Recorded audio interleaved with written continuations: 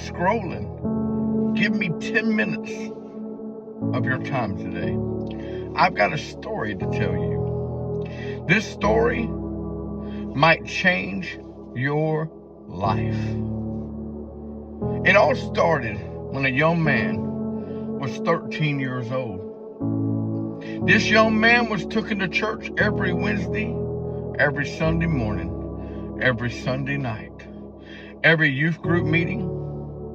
This young man was raised in church. And at one revival, an evangelist spoke a prophecy over his life and said, "Son, you will be going places, seeing things and doing things most people will never experience. And God is going to use it for his glory." This young man went to a second revival, and another evangelist gave him the same prophecy. After the third time of going to a revival and receiving the same prophecy, the devil began to speak into this young man's ear.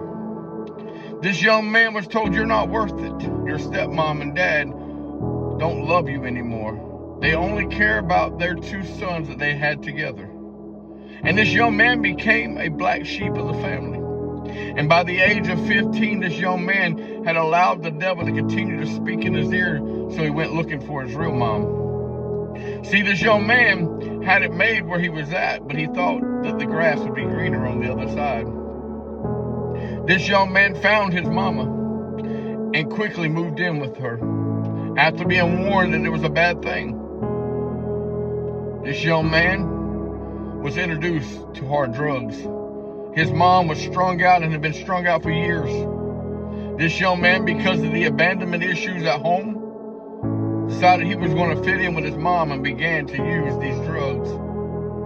Now, this young man had a calling on his life, yet this young man walked away from his calling and became a drug addict. For 9 years, this young man spent on the streets, hoeing around, selling drugs, fighting people, stealing from people, lying to people, building narcissistic personalities, unlovingness, hatred, envy, jealousy, maliciousness, wrath. This young man had picked up every sin you could think of. See, but after 9 years of on that street, he hit rock bottom. After 9 years of doing so much dirt, he remembered that prophecy that was spoken over his life. And he decided one day to go to a church house. And he went up to the altar and he knelt down before the Lord. And he said, "Lord, if you will take this addiction from me, I will use it for your glory."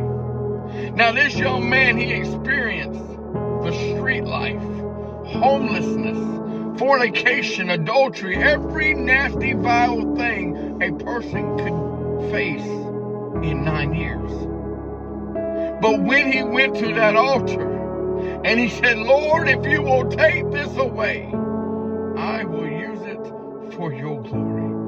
Now, let me tell you, that young man, just because he went to the altar and was delivered from addiction, doesn't mean that he didn't have to go years later paying for all the things he did. See, all the things that that young man had done in that 9 years began to hit him in his sobriety. He began to run into narcissistic people. He began to be around bipolar, depressed, and anxiety people. He began to see himself and other people in his sober mind. God was allowing him to experience these things so that he would know how to deal with people that he used to be.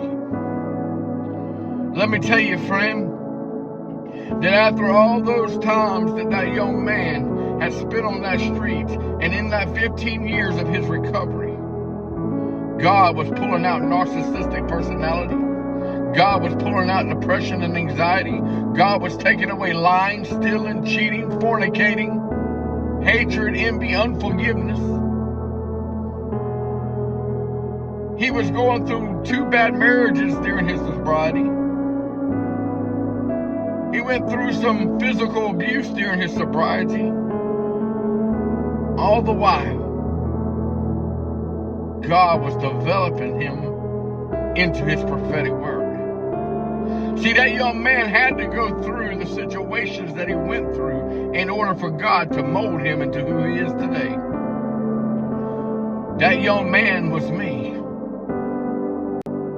And today, God has pulled me into the ministry to tell people, if God can change me, if God can deliver me, if God can take addiction from me, if God can take narcissistic personality from me, if God can take hatred away from me, if God can take anger away from me, if God can take away maliciousness, if God can take away envy from me, if God can take jealousy from me, there is nothing that my God cannot do for you.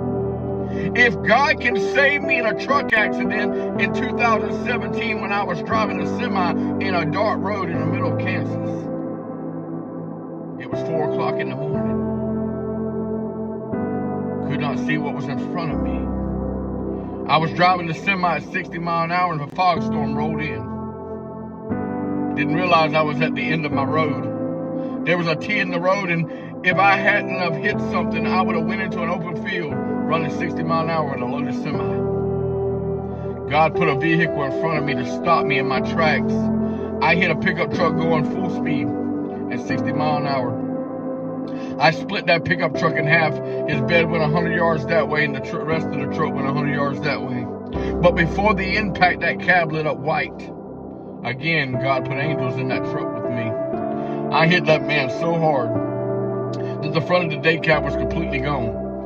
The back axles on the tractor rolled over with the trailer. And I walked out of that semi with just a scratch on my leg. That was the hand of God saying, look, I gave you prophetic words in your life when you were 13. I delivered you from addiction. I saved you and made sure that you didn't have long-lasting effects from the drug use. And now I've saved you in an accident to reassure you that I am not done with you. See, we all have a Saul to Paul moment. Some of us have different outcomes of what God has carried us through. But it's our testimonies that show the power of God in our lives. See, God has been transforming me and changing me from the time I was a baby. He already knew what I was and what I was going to be, but he had to allow me to make my choices to get me to where I'm at today. And today, I want to tell you, friend, there's nothing that you've done that Jesus Christ will not forgive. He loves you. He wants you. He wants you to come in and allow him to wrap you up and show you a love you've never felt before. It can all be changed. Everything you're doing can be changed, my friend.